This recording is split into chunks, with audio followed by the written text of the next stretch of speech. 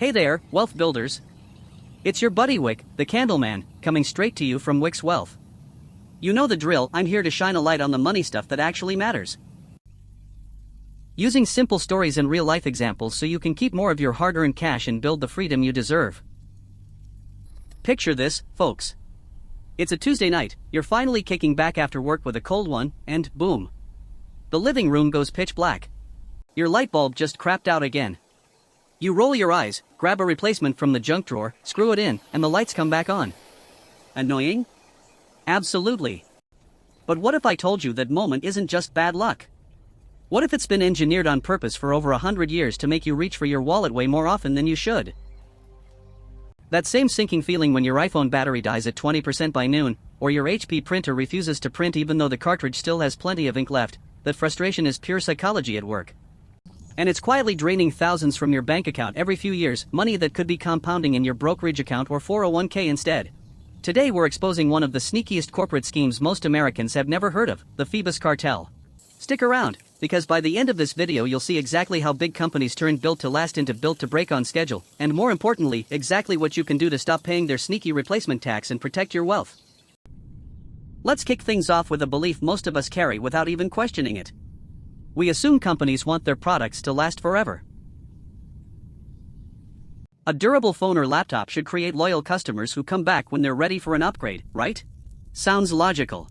But here's the uncomfortable truth that hits a lot of Americans right in the wallet. For many corporations, the opposite is way more profitable. This strategy has a name: planned obsolescence. Plain English? Manufacturers deliberately shorten a product's lifespan so you have to buy another one sooner. They could make it last longer, they just choose not to.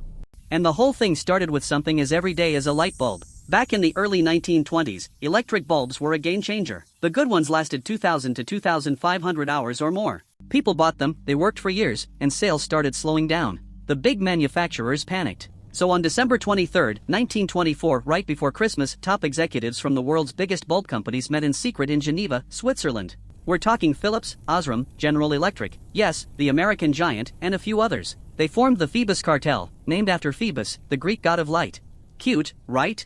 Their plan was simple and ruthless. They capped every incandescent bulb at exactly 1,000 hours. Not 1,200, not 1,500, precisely 1,000. They even built a secret testing lab in Switzerland. Every single bulb had to be shipped there for inspection.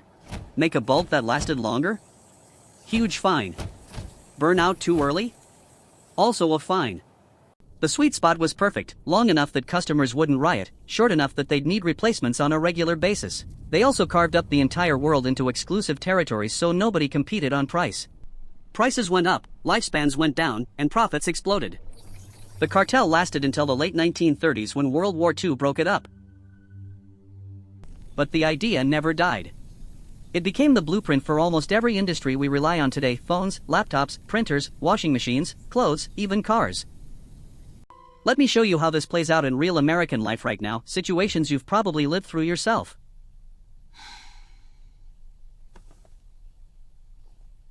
You walk into an Apple store or Best Buy and drop $800 to $1,000 on the latest iPhone. For the first 18 to 24 months it's fast and flawless. Then the battery starts dying by lunchtime. You take it in and hear the classic line, "The battery is glued in." Repair costs almost as much as a new phone. So you upgrade. 2 years later, same story. Over 6 years you've bought 3 phones instead of one solid one that could have been repaired. That's the replacement tax hitting your wallet. Or your laptop. After 3 years it suddenly feels like it's running through molasses. You assume it's just old. Often it's a software update the company pushed knowing it would throttle older models. Remember the massive 2017 Apple battery scandal that made headlines across America? They admitted they were deliberately slowing down iPhones with aging batteries to preserve battery life. Millions of Americans felt forced to upgrade. Printers are another classic American headache. A lot of HP and other big brand printers have a tiny chip that counts pages or detects low ink and simply stops printing even when the cartridge still has 30 to 40% ink left. You're forced to buy a new $45 to $65 cartridge. That's not a defect. That's design. Fast fashion does the same thing with clothes you buy at malls or online, cheap stitching and fabrics that fall apart after a few washes, plus trends that go out of style in months. Even some washing machines and dishwashers are built with parts that fail right after the extended warranty expires. This isn't conspiracy theory. It's documented business practice that started with the Phoebus Cartel and never really stopped. Now let's talk about why this works so well on our American brains, because understanding the psychology is the first step to beating it. We love convenience. Repairing feels like a hassle, hunting for parts, watching YouTube tutorials, taking time off work. Companies make it worse with special screws, glued components, and no public repair manuals. We also get a nice dopamine hit from shiny new things. That fresh out-of-the-box iPhone feels exciting. We ignore that our old one still works great with a simple $80 battery swap from iFixit. Then there's the sunk cost fallacy. I already spent $900 on this phone, so I might as well drop another $800 instead of fixing it for $80. Sounds reasonable in the moment, but it quietly costs you thousands over the years. And finally, loss aversion. We hate the feeling of losing what we already own more than we value saving money later. So we replace instead of repair. All of this keeps us in the classic American cycle: work hard, spend, replace, work harder to spend again. Meanwhile, the money leaking out through these forced purchases never gets a chance to grow through compounding. Here's where it really hurts your wealth, my friends. Every dollar you spend replacing something that should have lasted longer is a dollar that can't be invested. And investing is how regular Americans build real wealth, not by earning more, but by keeping and growing what they already have. Let's run the numbers the way they actually hit American wallets. Suppose you buy a $600 mid-range phone every 2 years because the battery or performance dies. Over 10 years, that's 5 phones and $3,000 gone. Now imagine you buy a reparable phone for $800 that lasts 5 years, plus one $100 battery replacement. Total cost over 10 years, $900. The difference? $2,100. If you took the $2,100, or the equivalent every couple of years, and put it into a simple low-cost index fund like VTI or an S&P 500 ETF averaging 8% annual growth, after 20 years it could grow to roughly $9,000 to $10,000 thanks to compounding. That's real money, the kind that could help you retire earlier, pay down your mortgage faster, or finally take that dream vacation without guilt. The Phoebus Cartel proved that controlling lifespan controls cash flow from consumers.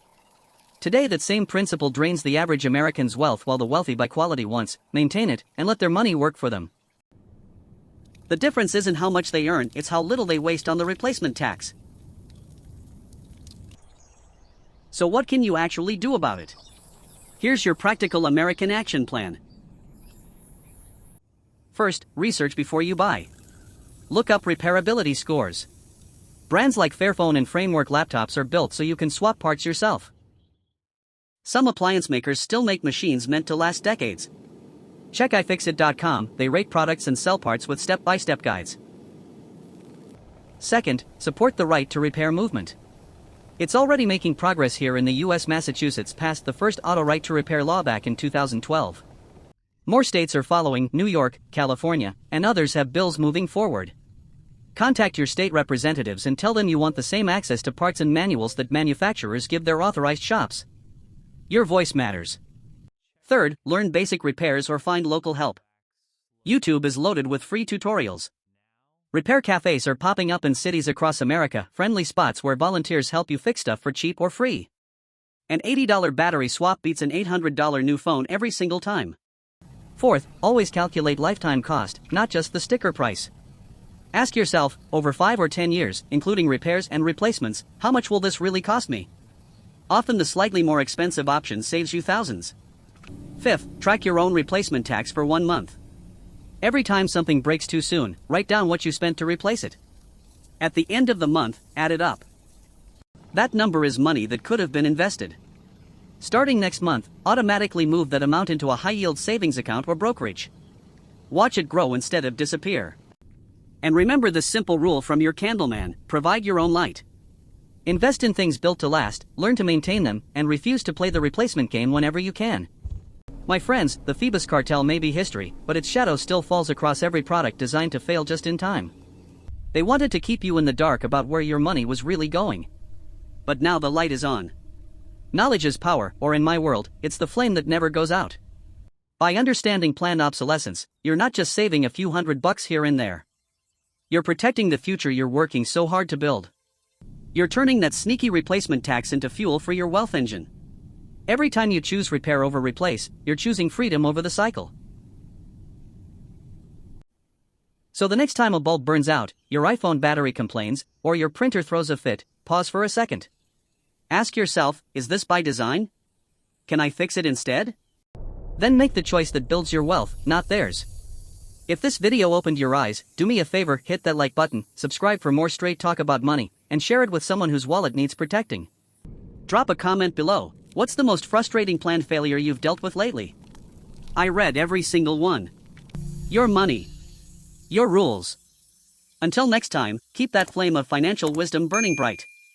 I'm Wick, and this is Wick's Wealth.